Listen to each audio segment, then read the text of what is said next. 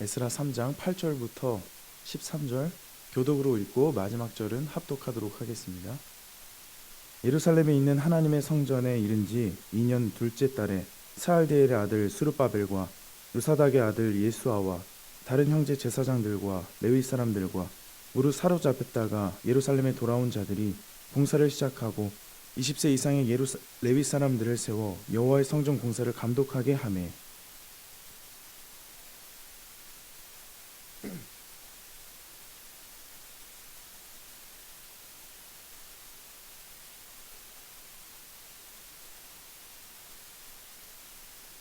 건축자가 여호와의 성전 긴초를 놓을 때에 제사장들은 예복을 입고 나팔을 들고 아삽 자손 레위 사람들은 제금을 들고 서서 이스라엘 왕 다윗의 규례대로 여호와를 찬송하되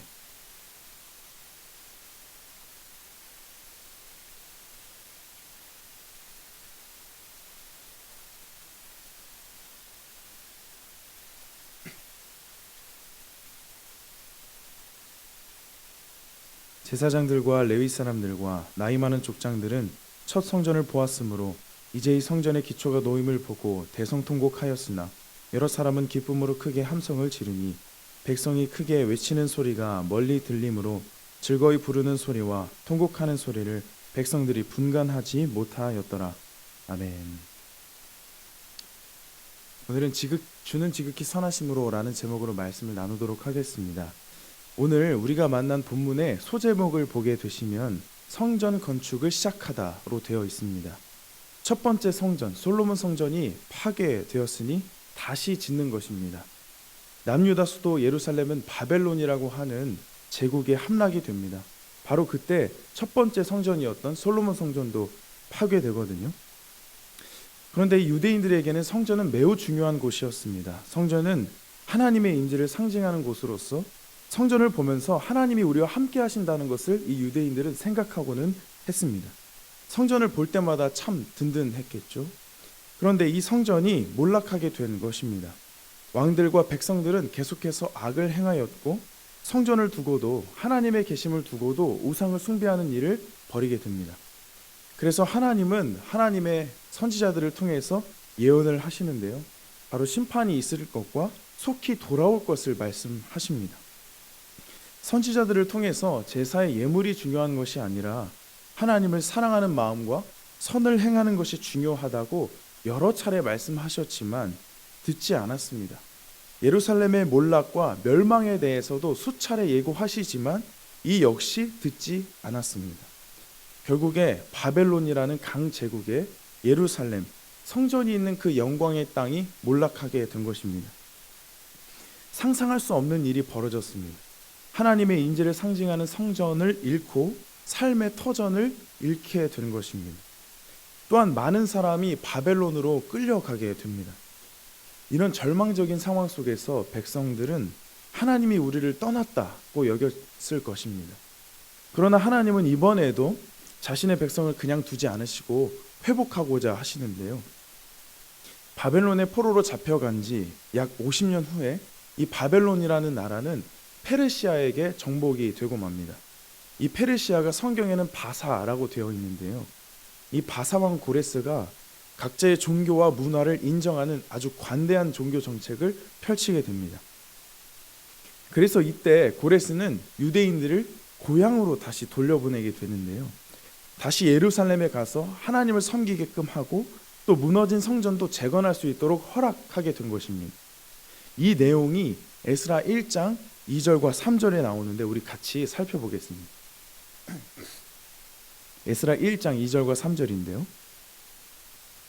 제가 2절을 읽고 여러분들이 3절을 읽어주시면 감사하겠습니다. 에스라 1장 2절과 3절입니다. 제가 2절 읽고 여러분들이 3절 읽어주시면 감사하겠습니다. 바사왕 고레스는 말하노니 하늘의 하나님 여호와께서 세상 모든 나라를 내게 주셨고 나에게 명령하사 유다 예루살렘의 성전을 건축하라 하셨나니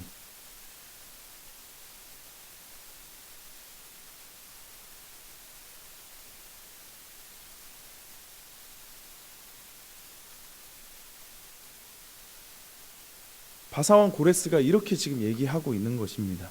유다 예루살렘의 성전을 건축하라 하셨나니 그렇게 해라. 너희들 예루살렘에 가가지고 성전을 건축하도록 지금 허락을 해준 것입니다. 이 이야기를 듣고 있었던 백성들은 얼마나 기뻤을까 우리가 상상해 볼 수 있습니다.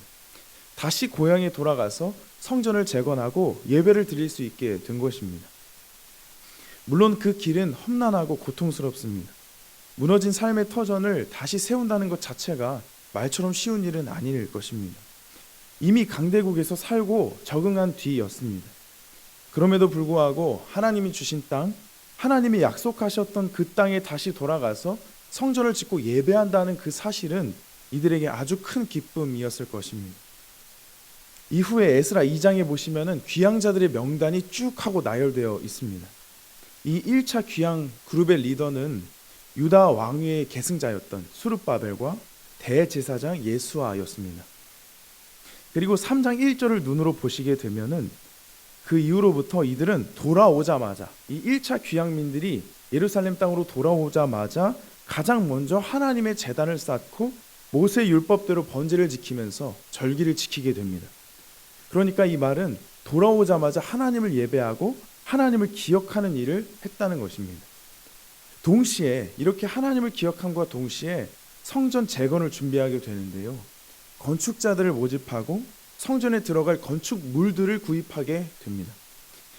그러니까 예배를 드리고 절기를 지키면서 성전 재건 준비를 동시에 진행했던 것입니다. 그리고 드디어 기다리고 기다리던 성전의 기초를 놓게 되었는데 그것이 바로 10절입니다. 눈으로 보시면 건축자가 여호와의 성전의 기초를 놓을 때에 제사장들은 예복을 입고 나팔을 들고 아삽 자손 레위 사람들은 재금을 들고 서서 이스라엘 왕 다윗의 규례대로 여호와를 찬송하되. 이전에 다윗은 하나님의 궤를 다시 옮길 때에 이렇게 찬양을 했었거든요. 그 다윗이 했던 것 그대로 하나님을 찬양하고 있습니다. 과거에 하나님의 궤를 되찾았을 때에 그 기쁨의 환호성이 오버랩이 되면서 성전의 기초를 놓는 것이 이들에게 있어서 얼마나 행복하고 기쁜 일이었는가 알 수 있는 대목인 것입니다.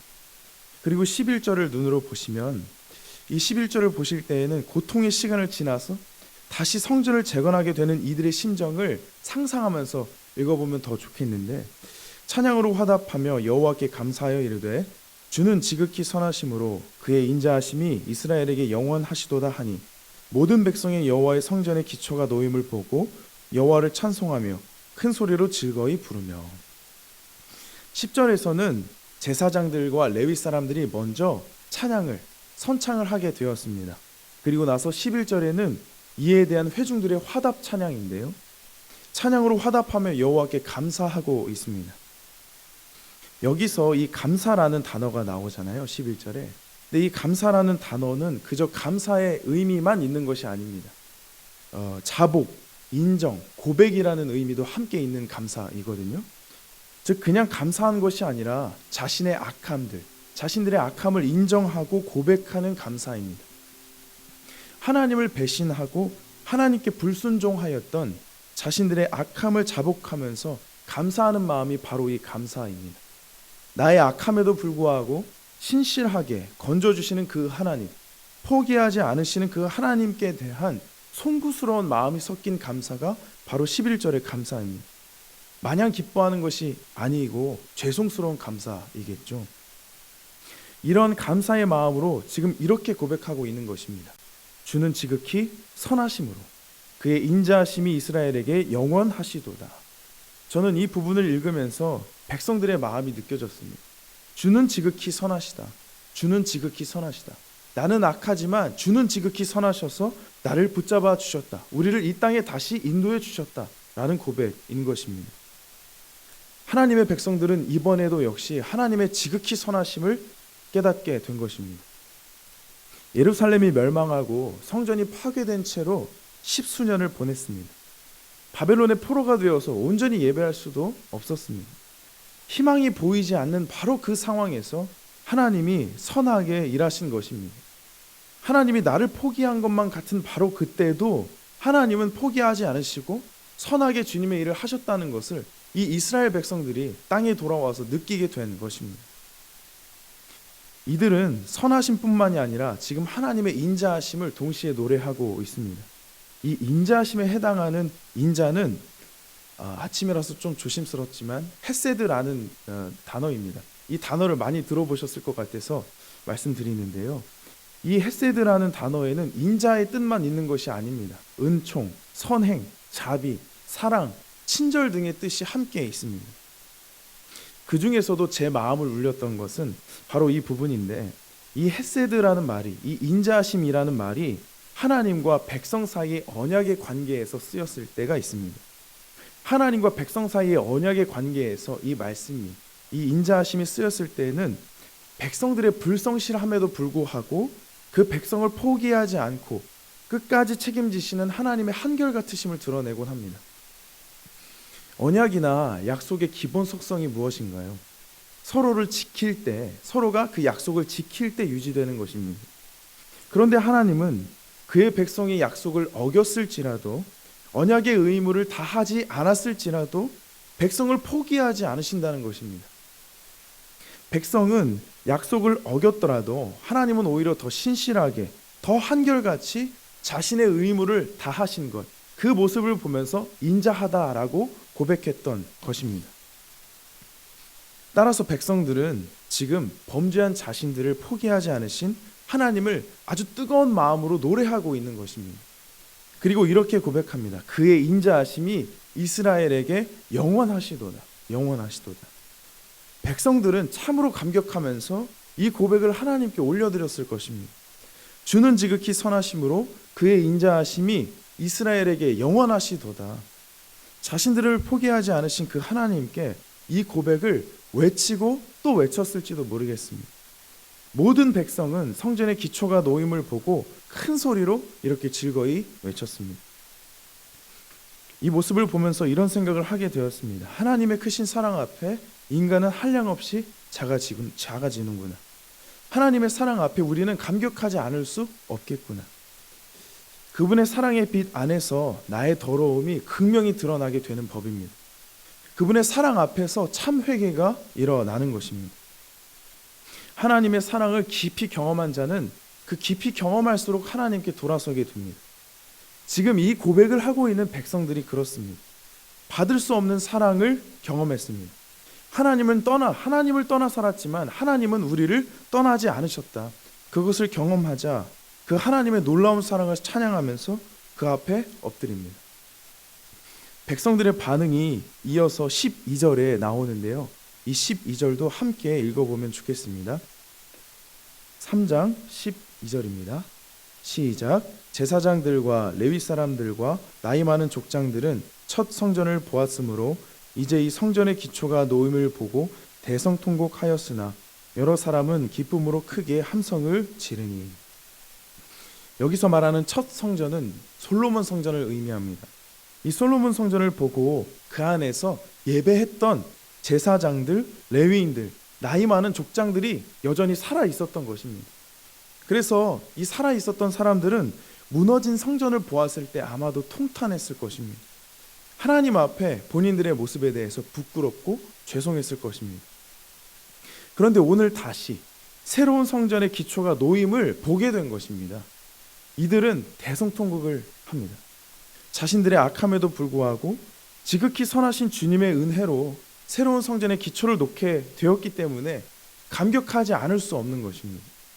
또한 이렇게 신실하신 하나님, 자비와 사랑을 베푸시는 하나님을 배신했던 자신들의 모습에 가슴이 아팠을 것입니다. 이전에 솔로몬 성전의 영광을 회상하면서 마음이 저려왔을지도 모르겠습니다. 그리고 13절에 보시면 백성이 크게 외치는 소리가 멀리 들리므로 즐거이 부르는 소리와 통곡하는 소리를 백성들이 분간하지 못하였더라. 백성이 크게 외치는 소리가 멀리까지 울려 퍼졌는데 그 소리는 하나님을 찬양하는 소리와 하나님을 향해 통곡하는 소리가 뒤섞여 있었습니다. 환호성과 슬피 우는 소리가, 슬피 우는 울음이 동시에 있었던 것입니다. 우리 안에도 이러한 감격이 있었으면 참 좋겠습니다. 하나님의 사랑 앞에 감격하는 것입니다. 하나님의 사랑을 기억할 때마다 그 사랑 앞에 엎드리는 시간이 있어야만 할 것입니다. 하나님의 사랑과 하나님의 은혜를 받은 나임에도 불구하고 하나님이 나를 포기하지 않으신다. 그 아들 예수를 보내시기까지 나를 사랑하셨다 하는 그 사랑 앞에 엎드리는 것입니다. 그 사랑을 기억하면 우리는 하나님을 찬양하며 하나님을 예배할 수밖에 없습니다. 그 사랑 앞에 내 삶을 돌아볼 때에 회개를 할 수밖에 없는 것입니다. 회개는 돌아섬을 포함합니다. 입술로만 자신의 죄를 고백하는 것은, 자신의 죄를 아뢰는 것은 자복입니다. 회개의 시작은 이렇게 고백하는 자복이지만 자복은 회개가 아닙니다. 회개는 하나님께 완전한 돌아섬이기 때문에 자복은 회개의 시작일 뿐 온전한 회개가 될 수 없는 것입니다. 그런데 이 회개, 완전한 돌아섬은 하나님의 사랑 앞에 가능한 것입니다. 하나님의 크신 사랑을 경험하여서 돌아서지 않을 수가 없게 되는 것입니다. 지극히 선하시고 인자하신 하나님의 그 크신 사랑, 그 포기하지 않는 영원한 사랑에 감격하여서 돌아설 수밖에 없는 것입니다. 따라서 진정한 회개는 하나님의 사랑 안에서 가능합니다. 우리는 늘 내 삶이 하나님 안에 있음을 기억해야 합니다. 때로 내가 하나님을 떠났을지라도 하나님은 날 떠나지 않으신다 하는 이 사실을 기억해야 합니다. 이것을 기억할 때에 하나님을 떠나지 않을 수 있습니다. 우리는 연약하여서 날마다 넘어집니다. 제게 딸이 있는데요, 10개월 된 딸입니다. 이제 걸으려고 막 무언가를 붙잡고 시도하는데 하루에도 수차례 시도하고 수차례 넘어집니다. 이 서기 위해서는 넘어짐을 계속해서 반복해야 한다는 것이죠. 마찬가지로 하나님 앞에 어린아이와 같은 우리는 하나님 앞에 바로 서기 위해서는 수도 없이 넘어집니다. 하나님께 은혜를 받더라도 문 밖을 나가면은 금세 넘어지는 것이 우리의 현실이고, 하나님의 사랑을 받고 살더라도 금세 그 사랑 잊고 살아가는 것이 우리의 연약한 모습입니다. 왜냐하면 우리는 어린아이이기 때문입니다. 우리는 하나님의 돌보심 없이는 살 수 없는 어린아이이기 때문에 하나님을 떠나는 순간 넘어지기 마련입니다. 내 힘으로는 홀로 일어설 수 없는 어린아이와 같은 존재가 바로 우리입니다. 하나님의 손을 꼭 붙잡을 때 일어설 수 있는 것입니다. 다시 일으키시는 그분의 사랑을 붙잡을 때 온전히 일어날 수 있습니다. 은혜 받았더라도 넘어지고, 기도하고 예배 드려도 얼마 지나지 않아 넘어질 것입니다. 그 무엇을 하더라도 하나님이 없는 우리는 언제든지 넘어질 수 있음을 인정해야 합니다. 성경 속의 이야기가 우리의 이야기인 것은 본문 속에 이 성전 건축을 시작한 1차 귀향민들, 이 귀향민들이 본방 하나님을 향한 감격과 감사로 굉장히 충만했잖아요. 그런데 그들 앞에 바로 대적자들이 나타나게 됩니다. 대적자들이 나타나서 방해를 하는데, 이 4장 4절을 눈으로 보시게 되면은 에스라 4장 4절입니다. 이로부터 그 땅 백성이 유다 백성의 손을 약하게 하여서 그 건축을 방해하되 라고 되어 있습니다. 그러니까 성전의 기초를 놓자마자 방해 세력이 등장한 것입니다. 이들의 음해로 성전 건축은 멈추게 되었습니다. 고대하던 그 성전의 기초를 이제야 놓았습니다.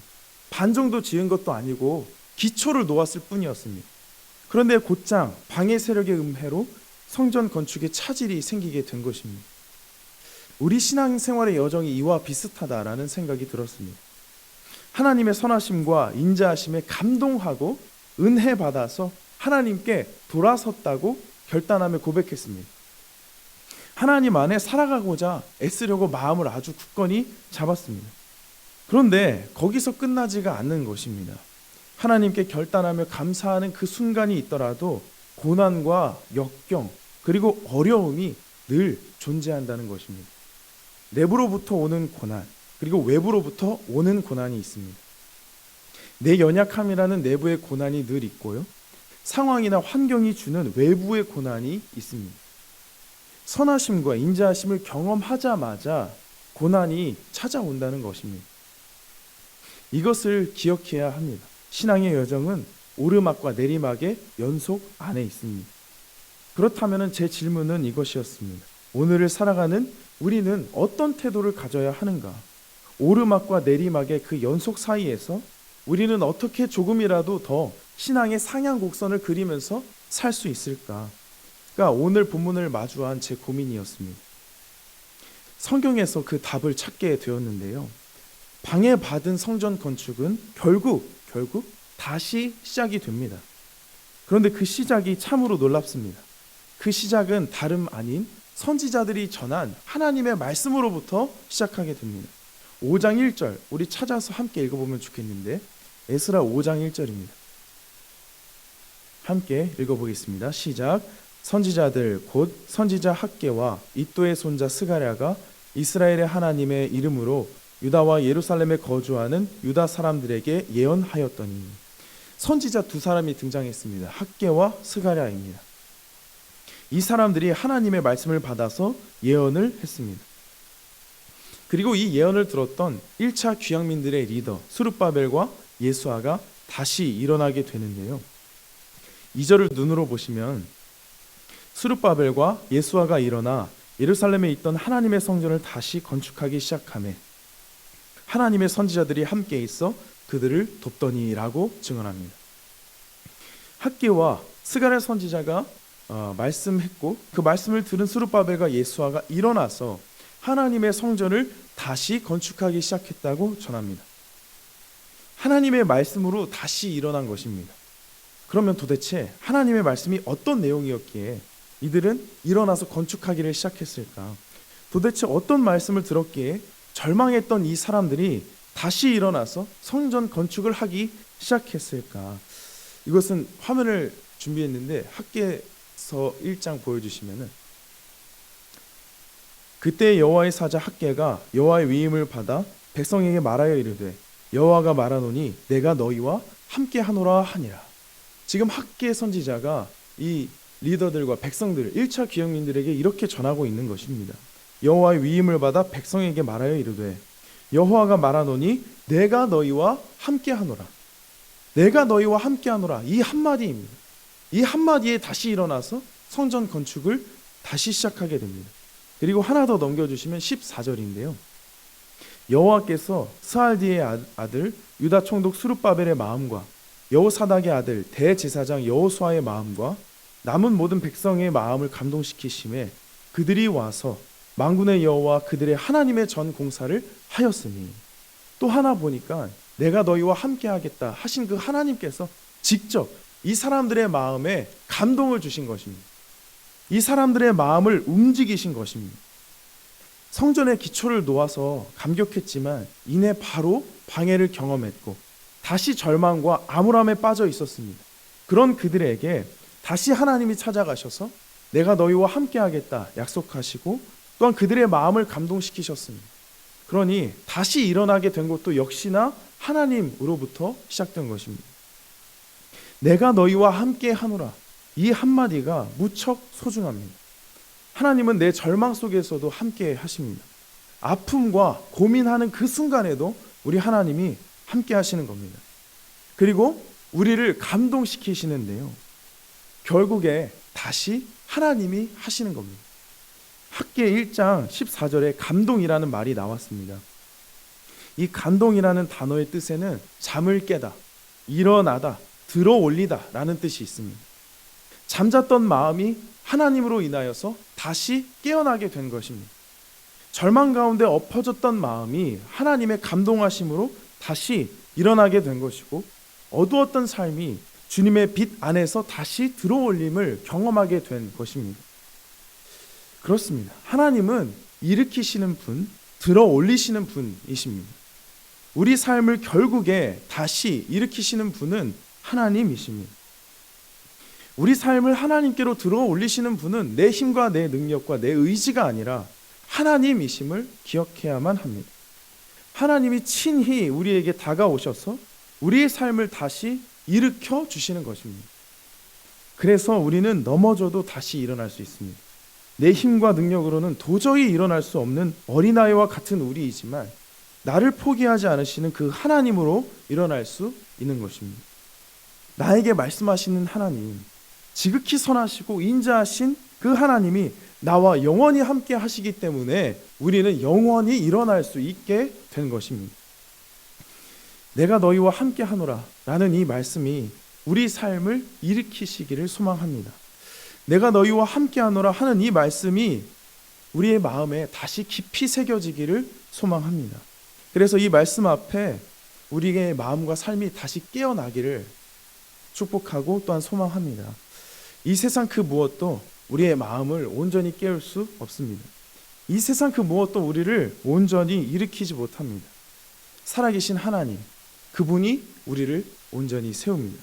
넘어져도 하나님의 선하심과 하나님의 인자하심과 하나님의 동행하심을 늘 기억하면서 하나님을 꼭 붙잡고 일어나시길 축복합니다.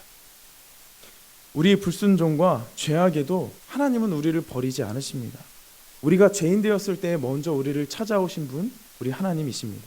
우리가 악하여 주님을 떠났을지라도 십자가에서 죽으시고 부활하셔서 우리에게 다시 찾아오신 분이 우리 주 예수 그리스도입니다. 그 사랑 앞에 굴복하셨으면 좋겠습니다. 오늘도 하나님은 그분의 놀라운 사랑으로 우리와 함께 하십니다. 임마누엘, 그 주님의 사랑을 기억하면서 매일을 살아가는 여러분 되시기를 축복합니다. 어떠한 고난과 절망 가운데 있으시더라도 하나님이 우리의 마음을 감동케 하셔서 다시 일으키시기 때문에 그 하나님 믿고 의지하며 날마다 걸어가시기를 바랍니다. 지극히 선하신 하나님, 그 하나님께 모든 감사와 영광을 돌립니다. 기도하겠습니다.